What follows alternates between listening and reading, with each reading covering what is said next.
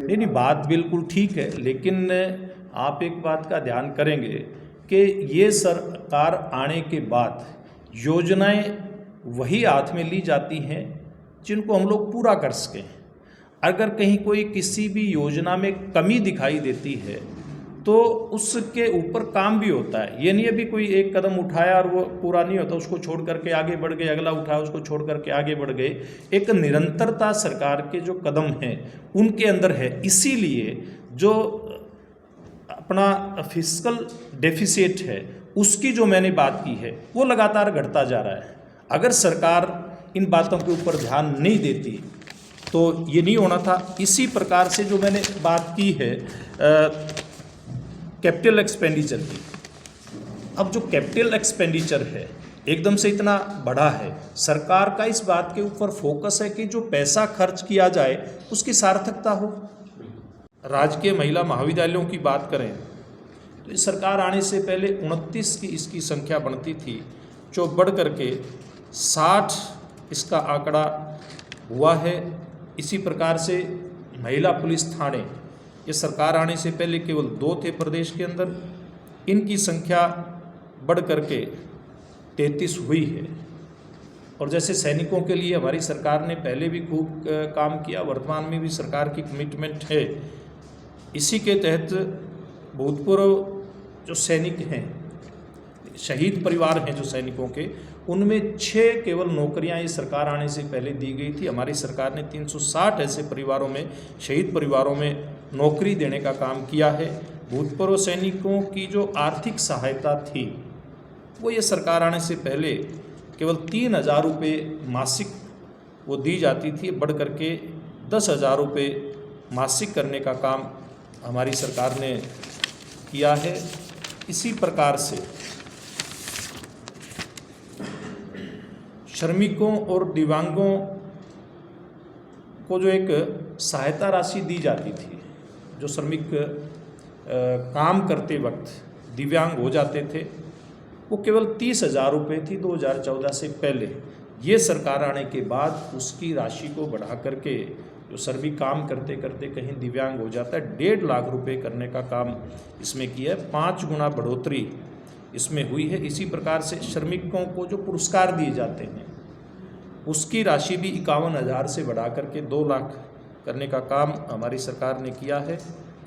फसल जब खराब होती है तो किसान की कमर टूट जाती है, तो किसान को उस अवस्था में मजबूती देने के लिए हमारी सरकार ने एक तरफ जहां फसल बीमा योजना पूरे देश के अंदर लागू की, हरियाणा प्रदेश में इस व्यवस्था को बहुत बेहतर तरीके से खड़ा किया गया। किसान को मुआवजे की राशि दी गई थी। हमारी सरकार आने के बाद इसमें 9414 करोड़ रुपये किसानों को दिए गए हैं, जो एक बड़ी बात हरियाणा प्रदेश के किसान की सहायता के नाते मैं कहना चाहूँगा।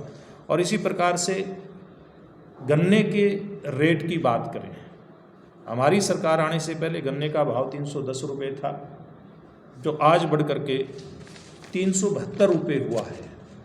इसी प्रकार से कृषि क्षेत्र में किसान को आगे बढ़ाने के लिए खास करके सरकार ने बहुत सारी योजनाएं जो शुरू की हैं, उसके साथ साथ अभी हैफेड को जो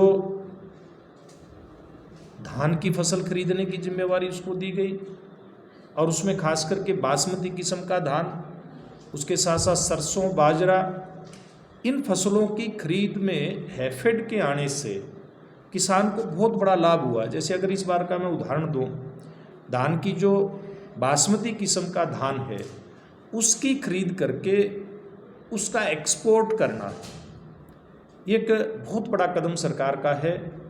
एक प्राइवेट एजेंसियां धान खरीद करके, चावल निकाल करके उसको एक्सपोर्ट कर दी थी। एक भाव उससे कोई ज़्यादा किसान को सामान्य भाव मिलता था उस किस्म के धान का, बासमती किस्म के धान का। लेकिन जब से मुख्यमंत्री जी ने ये कदम उठाया है, हरियाणा के किसान की बासमती टाइप की जो फसलें हैं उनका रेट उसको एकदम से बढ़ करके मिलना शुरू हुआ है।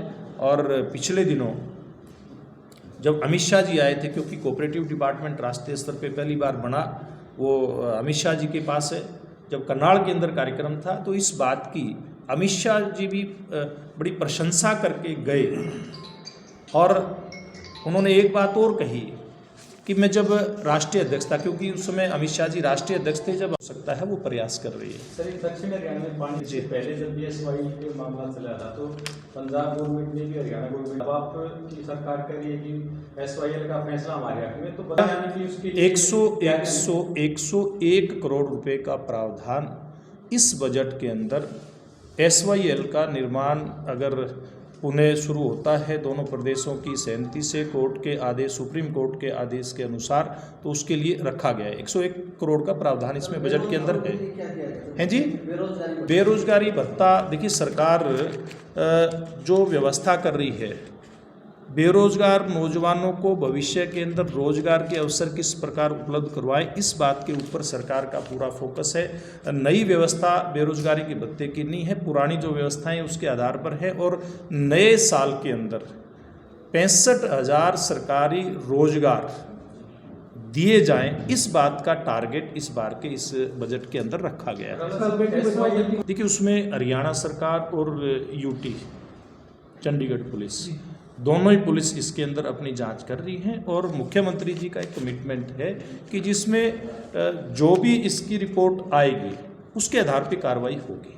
परिवार पहचान पत्र कहीं ना कहीं समस्या में नुकसान करेंगे। देखिए जो परिवार जिनकी आमदनी बढ़ चुकी है, अगर वो उससे बाहर होते हैं तो निश्चित रूप में जो गरीब परिवार हैं उन तक ज़्यादा लाभ पहुंचने की गुंजाइश बढ़ती है, उसकी संभावना बढ़ती है। और अगर कहीं गलती से किसी का राशन कार्ड कटा है तो CSC सेंटर पे जाकर के वो अपना शिकायत दर्ज करवा सकता है और उसकी जो समस्या है उसका समाधान हो भी रहा है। पिछले दिनों 1 लाख से ज़्यादा पिछले महीने तक इस प्रकार की समस्याओं का निदान पूरे प्रदेश के अंदर हुआ है। और ये जो व्यवस्था है इसमें कहीं अधिकारियों के चक्कर लगाने की जरूरत नहीं है। आप अपने स्मार्ट जो मोबाइल फ़ोन है उससे इस व्यवस्था का लाभ ले सकते हो, उसके ऊपर शिकायत कर सकते हो, या गांव में या शहर के किसी वार्ड में जगह जगह जो CSC सेंटर खुले हैं उनके माध्यम से हम लोग अपनी शिकायत दर्ज करवा सकते हैं। उसका समाधान बड़ी तेज गति के साथ हो रहा है। व्यवस्था के अंदर सरलता भी हो और पारदर्शिता भी हो, ये दोनों कदम सरकार उठा रही है। मैं समझता हूँ कि इससे ज़्यादा गरीब कल्याण के लिए कोई कदम हो नहीं सकता।